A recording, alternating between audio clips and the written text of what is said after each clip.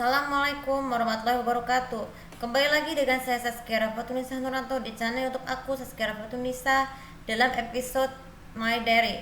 Kali ini setelah aku menjelaskan kasus fulanku yang kusebutin di video sebelumnya, saya akan menjelaskan mengenai kehidupanku bersama calon fulanku saat sudah resmi menikah, tapi tetap tinggal di rumah kedua orang tua di rumahku karena gini.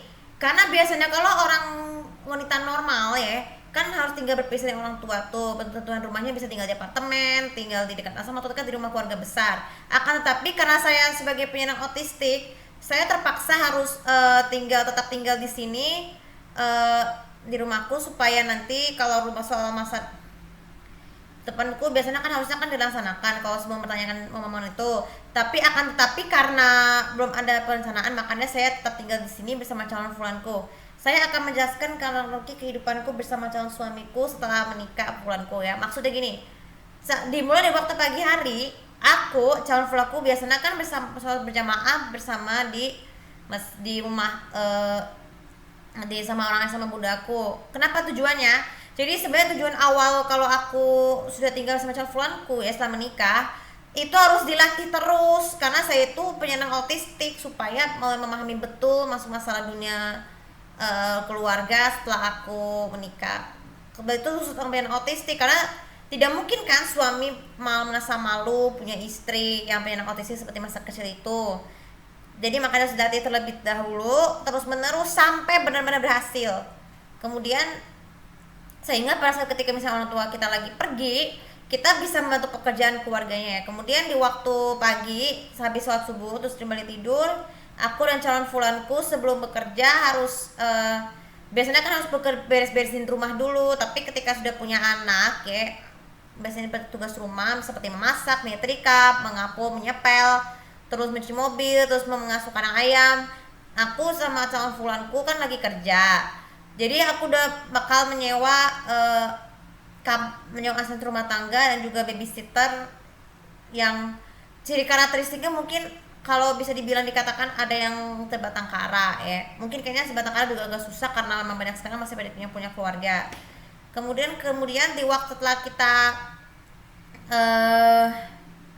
biasanya kan ini jadi Senin sampai Jumat dulu ya. Habis kerja, aku dan calon suamiku biasanya kan bisa kerja lagi dari pagi dan sore. Itu biasanya kami berdua ini bakalan selain telah mengurus rumah juga bisa bermain game juga. Kalau di YouTuber itu di waktu pagi supaya kita bisa bikin vlog apa yang harus kita lakukan.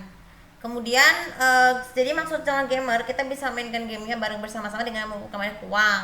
Dan dia yang main game, aku yang akan merekam ininya, begitu playthrough-nya untuk kemudian dimasukkan ke dalam YouTube. Begitu juga dengan aku yang mencoba untuk main game, dia yang harus memvideokannya supaya playthrough-nya bisa lebih gampang.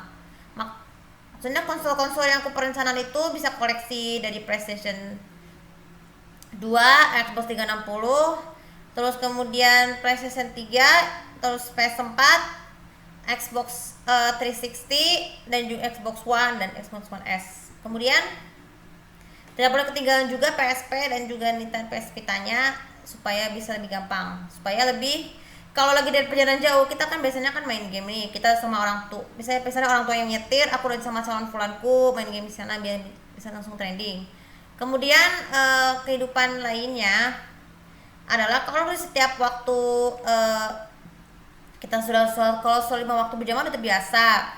Di waktu malam kalau kita udah punya anak bisa mengurus bayi dulu sama anak ya. Kehidupannya bisa mengurus bayi seperti itu, cara mengganti popok sebagainya. Terus kemudian setiap weekend kan kalau weekend itu kan harus libur dulu kerjanya, tapi fokus juga main game.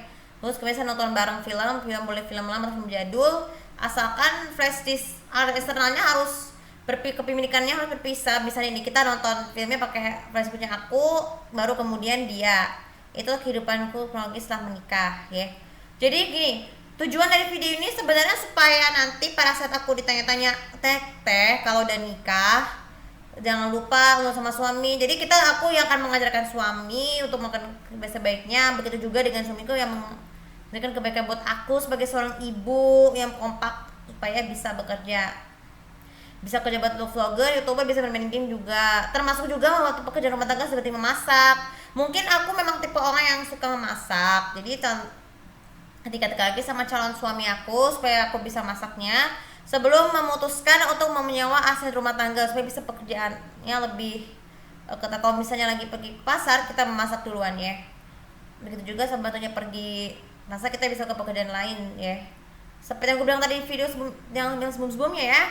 Oke, untuk video kali ini semoga bisa bermanfaat. Dan jangan lupa seperti biasa untuk komen, like, dan subscribe channel bawah ini dapatkan info dari aku. Terima kasih. Assalamualaikum warahmatullahi wabarakatuh.